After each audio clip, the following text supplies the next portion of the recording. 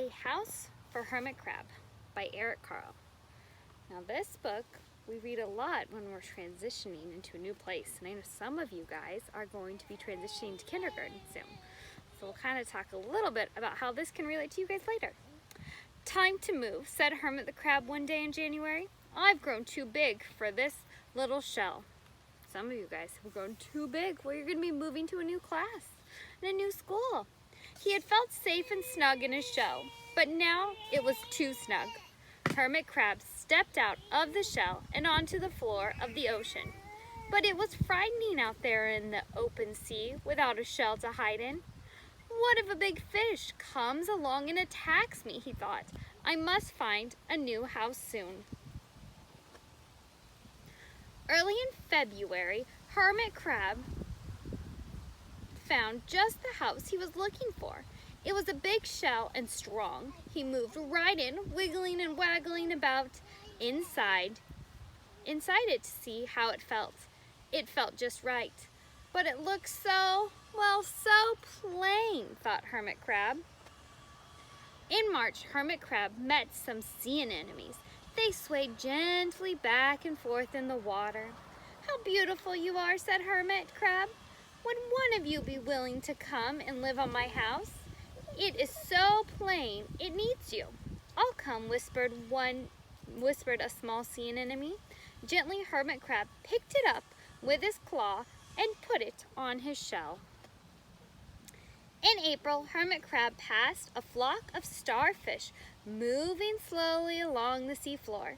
"How handsome you are," said Hermit Crab. "Wouldn't one of you be willing to decorate my house?" "I would," signaled a little sea star. Finally, Hermit Crab picked it up with his claw and put it on his house. In May, Hermit Crab discovered some coral. They were hard and didn't move.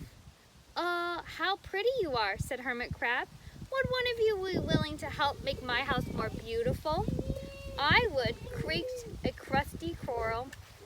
Gingerly, Hermit Crab picked it up with his claw and placed it on his shell. In June, Hermit Crab came to a group of snails crawling over a rock on the ocean floor. They gazed as they went, picking up algae and bits of debris and leaving a neat path behind them. "How tidy and hard-working you are," said Hermit Crab. "Would one of you be willing to come and help clean my house?" "I would," offered one of the snails. Happily, Hermit Crab picked it up with his claw and placed it on his shell. In July, Hermit Crab came upon several sea urchins. They had sharp, prickling ears. "How fierce you look," said Hermit Crab. "Would one of you be willing to protect my house?" "I would," answered a spiky sea urchin. Gratefully, Hermit Crab picked it up with his claw and placed it near his shell. In August, Hermit Crab and his friends wandered into a forest of seaweed. "It's so dark here," thought Hermit Crab. "How dim it is," murmured the sea anemone. "How gloomy it is," whispered the starfish. "How murky it is," complained the coral. "I can't see," said the snail. "It's like nighttime," cried the sea urchin.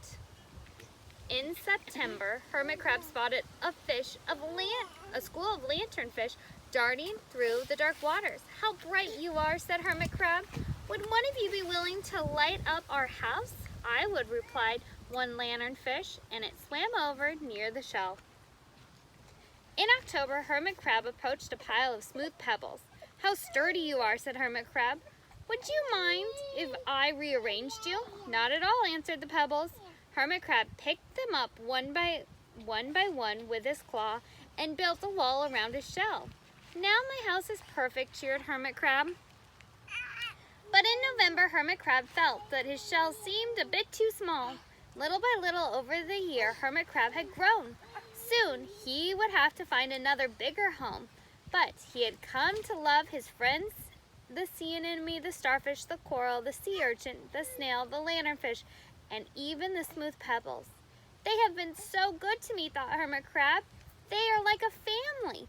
How can I ever leave them?" In December, a small hermit crab passed by. "I've outgrown my shell," she said. "Would you know a place for me?"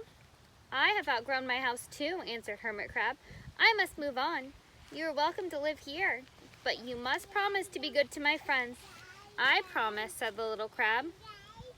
The following January, Hermit Crab stepped out and the little crab moved in. Couldn't stay in that little shell forever, said Hermit Crab as he waved goodbye. The ocean floor looked wider than he had remembered, but Hermit Crab wasn't afraid. Soon he spied the perfect house, a big empty shell. It looked, well, a little plain, but sponges, he thought, barnacles, clownfish, sand dollars, electric eels. Oh, there are so many possibilities. I can't wait to get started. Well, some of you guys are going to be starting a new adventure, going to kindergarten, and soon we're going to have some new friends moved into our preschool. So just think about collecting all those new friends and how you can pass along some of your new friends.